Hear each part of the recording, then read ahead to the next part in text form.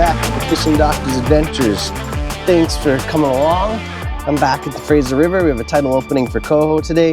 And today we're gonna talk about the science of choosing a lure. Like, how on earth, there's so many different ones, so many different sizes, colors, shapes. I'm gonna tell you the science behind my thinking when I'm choosing a lure for every situation, and tell you what properties you should be looking at in a lure, what to think about, and how it's going to affect your fishing out on the water. So let's get to it. The tide is up high right now. It'll start dropping shortly, and hopefully there's some coho moving through.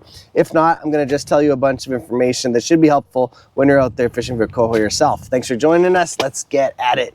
So many lures to choose from, right? How do you make that choice? Well, today it's early, a little dark, so I'll choose a spinner, and then I'll explain why later in the video. But first, let's get this on there. It's one of the new prime lures, number 4s. It's bright orange and silver. The water here is stained and bright orange really pops, so let's try that first. Okay, I got it tied on. Let's go. Train's coming. Hopefully the coho train is coming today, because that's what is on the Fraser River. It's just a highway of fish coming up, going to the individual little streams. So let's go try to intercept them on their way up to the tributaries before they get there, because the limit is two Hatchery coho. Whoa, the river is really high today. Yesterday it wasn't this high. It's a full moon today, which is the biggest tide changes, and there's usually 2 big ones a day. So this, wow, yeah, it's high. 2 big tide changes a day. It's gonna be a little bit harder to fish today because the wind is blowing right in here, but hopefully it calms down, and I can always use heavier lures.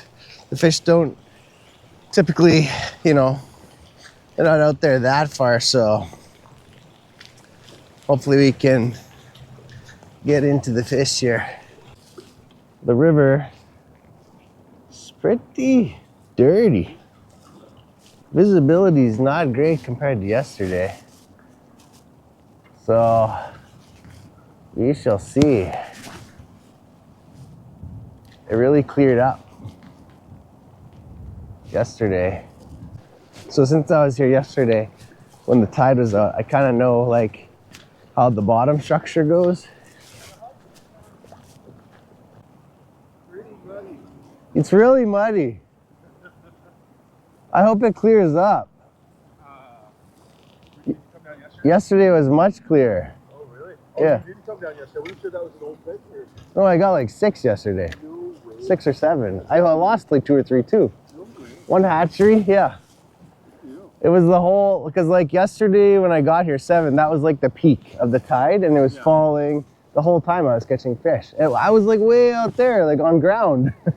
Well, it's pretty high right now. This is way higher than the high yesterday. The high yesterday was like way down here. Okay, so hopefully it's coming down. Yeah, it should be starting to come down soon. So then it'll start to clear up, right? Like, Copper. oh no, I just put on this spoon. That wasn't what I was using yesterday. I'm trying different stuff because it's real dirty. Yeah. So yeah, orange and copper would be better. This is. Did you bring pliers? I got one. Nice. Look at that, talking to the buddy and hooked up already. Not even paying attention. Hey, it's a hatchery size, maybe. Maybe. It's pretty tiny. It's pretty tiny. I got one like this yesterday. It was a wild, so you never know. The wild. Look at that. Oh, it's a hatch. Sweet, first one. Do you have a little Leatherman or a pair of pliers? I have pliers, yeah. I bought some new lures and I use it. Yeah, I'll give you my pliers. Let's go up higher. Get the bunks out. Let's bunk that one. Okay, thank you so much. I'll give you the pliers, yeah. I'll come with you. Wow, that spoon. That's a fresh. I seriously wasn't even paying attention. Sea lice still on it. No, that's a leaf. Okay. But it might have sea lice. It's got a little fish? Yeah. Okay, I'll give you the pliers. I thought I hit bottom and then, because usually I'm paying so much attention. I wasn't even paying attention there. And Yeah, here you go. I'll be right back with them. They're just a little rusty. Look at that. On that cool orange spinner. Look at this lure here. Look how bright it is in the water. I don't know if I got my last one on camera. A spinner. Yeah, in the dark water you need that extra.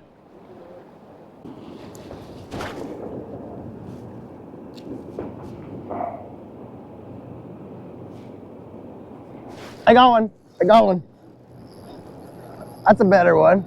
Oh, that's a big one. Probably a wild. Whoa, look at him. Oh, I'm swimming right on shore. Yeah, it's a wild, huh?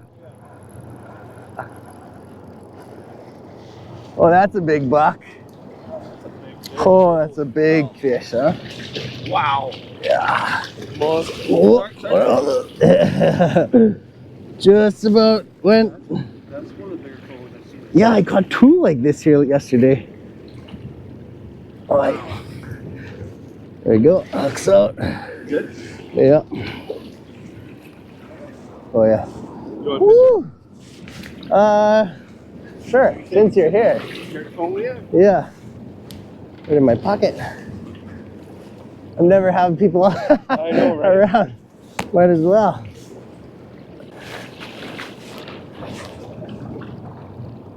Oh yeah. Hog. Yeah, sweet. Love it. Thank you so much. Buddy? Okay, I'm switching the spinner. Yeah, orange spinner. Yeah. Always dirty water spinner. Works so much better. Okay. Gone. Yes. Thank you so much for grabbing my rod. I dropped it in the water. Wow, that's 3 already. That's like half as much as I got yesterday. Yeah, it's perfect timing. Look at this. Prime lures. Spinner doing the job. That guy was way out there. Yeah, he bit almost right at the far point of my cast. There was a seal here yesterday too. Yeah, and she just kept like circling around, so probably would have caught more if she wasn't here.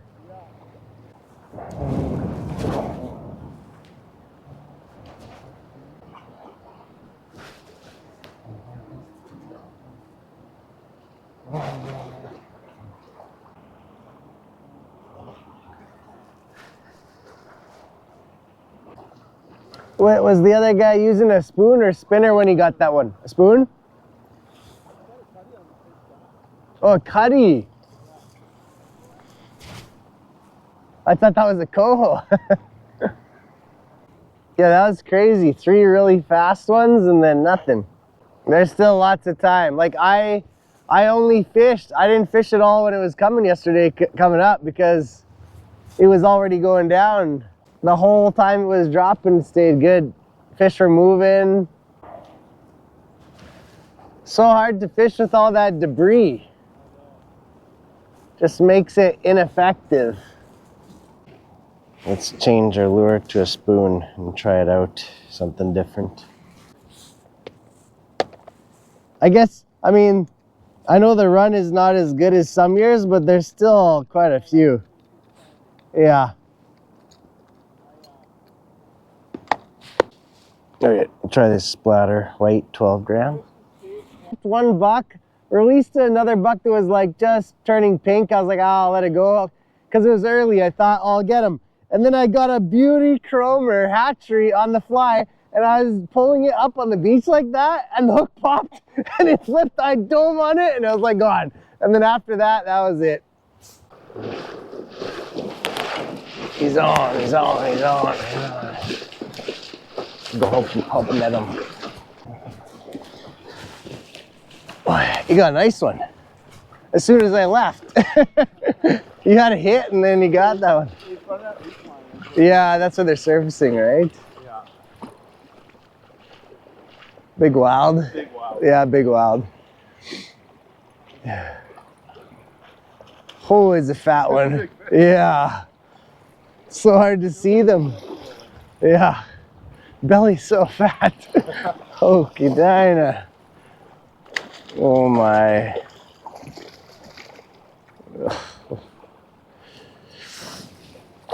There you go. On that golden orange, huh? Beautiful. That is a big fish, yeah. Beautiful fish. Goodbye. Yeah.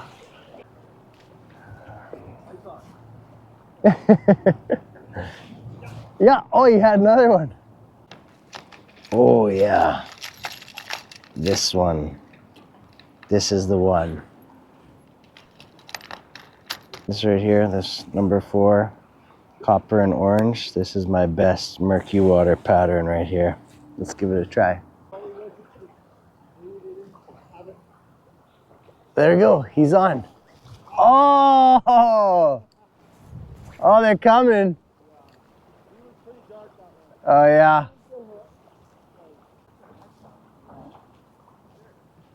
Oh, one just surfaced in front of me here.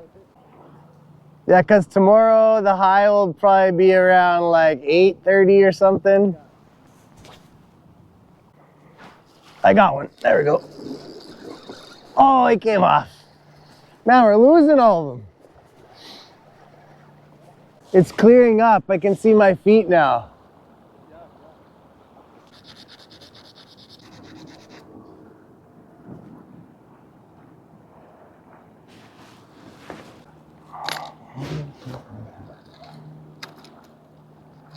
Go back to the OG. This is a half and half. Prime lures, 12 gram. Tide's dropping. Now the water's a little clear, so I'll try a spoon again. I'm picking up a lot of debris with the spinner. When you pick up a leaf or something, it stops working, so I'm hoping this spoon side to side wobble works a little better, hopefully.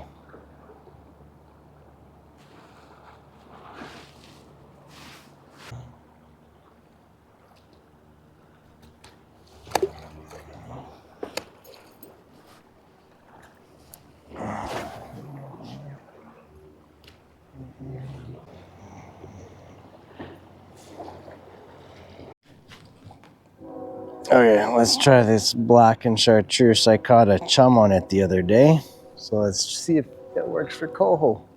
This tying hooks over the water is dangerous because if you drop one, it's gone. So if you're new to tying hooks, don't tie over the water because you might lose a hook. Just go back to shore. Oh yeah? There you go. Oh, oh no. That was a clean one, shiny. That was on the spoon, huh?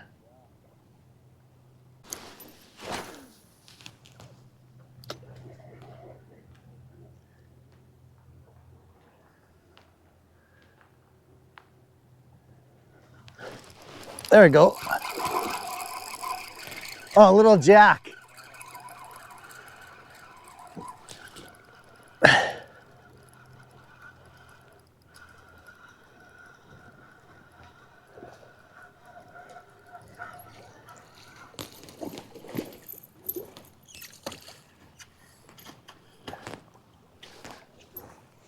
A wild jack.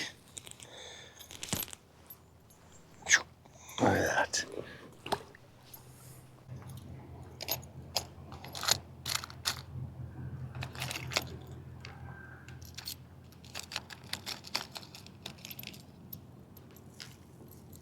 It's going down. Yeah. There's a point right here that goes out. It's deep there.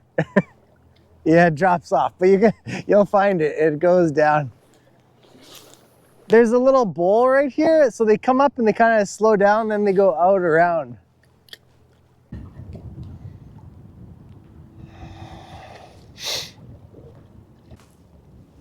The water has cleared up a lot, so I'll try this little spoon. White, chartreuse, pink, and black. Oh, there you go. You just switched. What did you put on? A spinner back again? You put a spinner back on, or? And I just put a spoon back on. Yeah.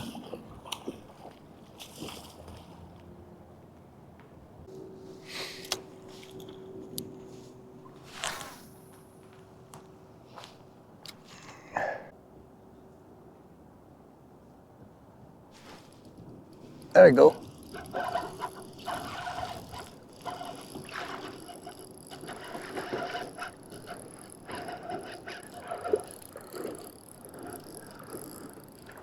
Rocked up on that little spoon.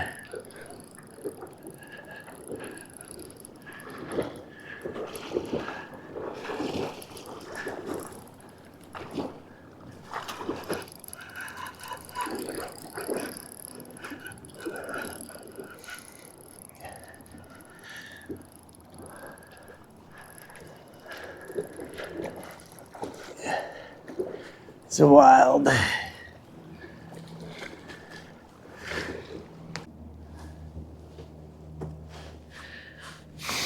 at this one out. Beautiful one, a little wild. Funny how they get hooked under the chin like that. We've caught some fish. It's kind of slowed down. So now I can talk about the components of a lure that you should be aware of that affect your fishing ability with it, so that you can better choose a lure to fish in every situation, okay? So there's certain properties of a lure that needs to be recognized so that you can fish it effectively, because a lure is exactly what its name describes. A lure is meant to lure the fish in to cause a curiosity or an aggression or a feeding type strike. And that's exactly what a lure is.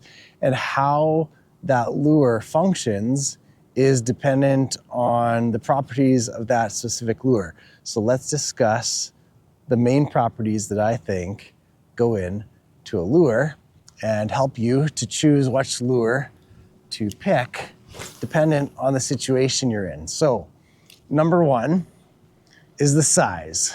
Obviously, size is a big factor, and I see people often making one of the biggest mistakes in new to fishing anglers is they pick lures that are too big for their target species. So first of all, you have to identify your target species and match up that with the size of lure that you want to be using.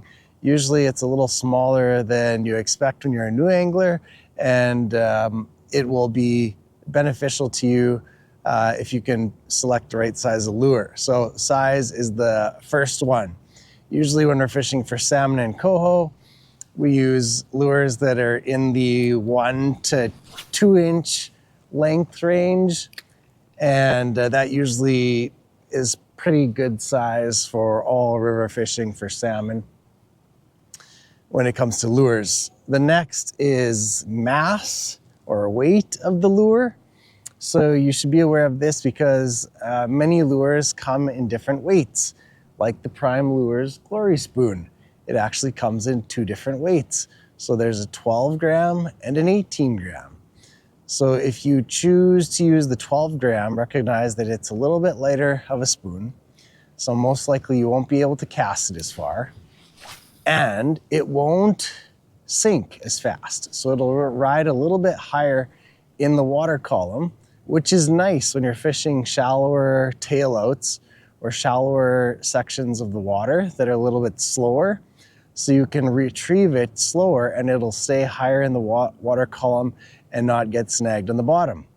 Conversely, if you use a heavier lure, it is good in situations where you need to cast further or you need to get a bit deeper, and that lure with the heavier weight or mass will sink faster and get you down to where the fish are if you're fishing a deeper piece of water, okay? So that size and mass, they kind of go together, right? Size, I'm thinking about length of the lure and overall lure profile. And mass, you can have a really heavy lure that's very small if it's made out of tungsten. So you got to look at the material that the lure is made out of as well. Is it brass? Is it copper? Is it steel lure? Is it, tungsten lure? All of these affect the mass and how it sinks in the water. Tungsten lures sink really fast, whereas a light fluttering spoon, which is made of some kind of tin, not aluminum, but some kind of tin, steel or something, it's gonna sink and flutter a lot slower, often better in shallower, slower water, okay? So that is size and mass. The next is overall profile of the lure. Is it narrow? Is it wide? Is it short? Is it fat? Does it got a spinner blade on it? Is it just a spoon? Is it like a little wobbler, a body lure? What's the profile of this lure? Understanding the profile will help you understand exactly what kind of action the lure has. So the fatter and shorter the spoon, usually it has a wider wobble and will have a good spin. These narrow, thinner spoons can have a more nicer back-to-back or just fluttering little motion, which isn't as aggressive of a spoon as a bigger one. So if you're fishing really dark and muddy water, sometimes a bigger profile lure will stand out more. Where you're fishing in clear water, you may want a smaller profile lure or a thinner profile lure, because it doesn't need to stand out as much to get the same amount of his attention. So sometimes if you want to be more quaint, you gotta realize the profile of the lure can really affect whether you're gonna be catching fish or not. And the clearer the conditions, the smaller profile of the lure. You can go darker, muddier conditions like the Fraser River here. You can go a bigger profile lure, a bigger spoon, wider profile, bigger spinner like number 4, number 5, and still have success. Doesn't mean you can't get them with the smaller profile lures, but you can get away with the bigger, flashier lure in dark conditions, stained water, murky water. Those will help you get more attention. Next is the color. So color you should think of as in two kind of ideas. It's either a bright lure or it's a dark lure, and it's either a shiny lure or it's a dull lure, okay? So those are pretty much the 4 different categories of color. So white is a really bright color. It reflects a lot of light, whereas black is a dark lure and doesn't reflect a lot of light. So when you're in some conditions, a bright white or chartreuse lure really pops out. But in other conditions, a dark black lure has a really good popping out profile as well. Like when there's not much light and murky water, the black spoons still do catch fish. And sometimes it just because it has a really good profile and they can see it when they're sitting below that lure, it pops out. Now a flashy spoon works best when it's a little bit sunny or you got some light, and that spoon will reflect a lot of light. They work in low light too conditions and clear water, I would say. And you can use shiny lures in any condition pretty much. It's always worth tossing one of those half and half spoons in any condition. They just do well in any condition. So you pick your color based on the condition. I usually just pull out a spoon. If you don't know how it works, put it in the water and see how it looks and if you can actually see the lure. That's what I did this morning. The water was pretty murky here with the tide coming in. So I just picked like a bright orange lure and put it in the water and you can see it no problem. Then the fish can see it as well. So lure color is more just something you have to learn by practice and pick up as you go along. Look at your box, pick out something that looks like it would show up well on that given day with the lighting conditions and the water conditions, and go from there. There's no magic to it. They'll hit any color, anytime, any day. There's no magic color to it, but some outperform others on certain days. So until you get to try and learn that on your own, it can be a little challenging, but switch it up, change your lures often if you're not getting any hits, and try to figure out what exactly the fish want on any given day, because color, contrast, and the flash do make a difference. So those are the principles of a lure that kind of, you have to think about. And in dark conditions, there's one other thing I want to talk about, which is vibration. So every lure sends out a certain type of motion that causes a vibration in the water. And something like a spinner has a really aggressive vibration. So when the water is murky and dark, and fish actually can't see the lure, they can really feel a spinner. So they'll be able to find it in darker or murkier conditions than they will some other lures. So like this morning, we were using spinners and doing quite well when conditions were not optimal for visibility. So pick a more aggressive lure with a stronger buzz or vibration to it, like a spoon with a wide wobble or a spinner with a good vibration to it when conditions are darker. And when conditions are clear and the fish can see really well, then you have to go with a lower profile, less aggressive. Like if you're going to use a spinner, use a number 3, a smaller spinner, something with less vibration. Or that's why guys do really well casting flies. They don't have like any vibrational, sensation given off a fly at all. It's all a visual thing, and it's a really quaint visual thing. And that's why guys do really well when fish are kind of turned off. It just seems to be just enough for them to pique their curiosity, but not turn them off. And so they go in and grab a fly. So these are the various types of things you should look at when you look at your box of lures. Think about the size, think about the weight, think about the color, think about the profile of the lure, what kind of vibration it sends off to the fish, and then look at your water conditions and lighting for the day. And then pick a lure that you think is gonna suit you for that condition. Give it a try, put in a good effort, 20, 30 minutes. If nothing's happening, no bites, no follows, no strikes, change it up. And I usually make big changes. Like I change the color up quite significantly. I'll bounce around from shiny to bright to dark and try to figure out exactly what's working, Don't just stick with a bunch of bright colors, like from chartreuse to bright orange to bright blue or something. You change it up, go from bright to dark, white to black, shiny to dull. And these variability in your choices of lures will hopefully help you get a fish to bite, which is what I'm trying to do right now. But it seems like whatever fish were here pushed through. The tide continues to drop. We're getting more dry ground showing to my right. And I think I'm almost ready to go. I hope you enjoyed that little show. Thanks for joining in. And don't forget to subscribe, hit the like button, share with a friend. And God bless you guys. Go catch a big one. Till next time, keep your hook in the water. See you later.